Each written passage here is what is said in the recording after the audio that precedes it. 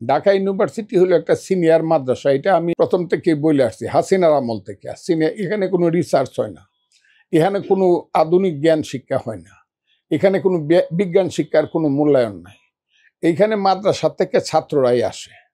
এখানে হাটহাজারী মাদ্রাসার সঙ্গে ঢাকা বিশ্ববিদ্যালয়ের এই মাদ্রাসার কোনো ডিফারেন্স নাই।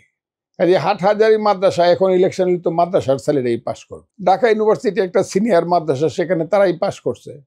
ঢাকা ইউনিভার্সিটিতে যদি এভাবে চলতে থাকে, আমি চ্যালেঞ্জ করলাম ঢাকা ইউনিভার্সিটিতে কোনো ধরনের চক্ষুষ্মান ছেলে পেলে, যোগ্য ছেলে পেলে, যারা আধুনিকতায় বিশ্বাস করে, যারা চন্দ্র সূর্যে বিশ্বাস করে, এরা কেউ ভর্তি হবে না। অন্ধকার ছাড়া আর কিচ্ছু হবে না এই কয়েক বছর এই ধরনের যদি ঢাকা ইউনিভার্সিটি থাকে। এটা তো একটা মাদ্রাসা, এটাকে কিছুদিন পরে সাইনবোর্ড লাগাই দেব, ঢাকা বিশ্ববিদ্যালয় সিনিয়র মাদ্রাসা। এইটাতে কে পাশ করলো না করলো এটা নিয়ে আমার কোনো মাথা ব্যথা নাই।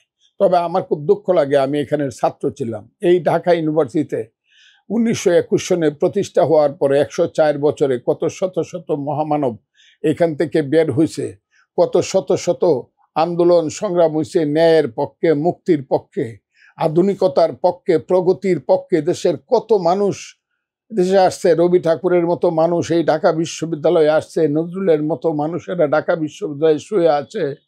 এই দেশে সেই জাতীয় অধ্যাপক আব্দুর রাজ্জাক থেকে কত বলবো আমি, মেঘনাথ সাহা থেকে ধরে কত মানুষ বলবো, কত জ্ঞানী গুণী মানুষ।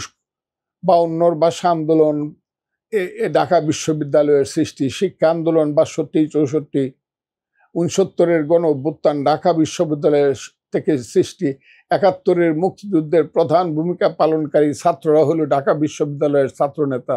সেইটাই এখন এই ধরনের মধ্যযুগীয় ছেলেফেলেদের হাতে চলে গেছে।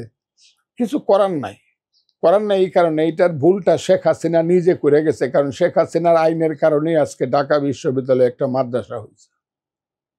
তবে এইটা বেশি দিন থাকবে না, হয় এটা একদম মাদ্রাসা হয়ে যাবে, তা না হলে খুব বেশি দিন হবে না, বিশ্ববিদ্যালয় হবে।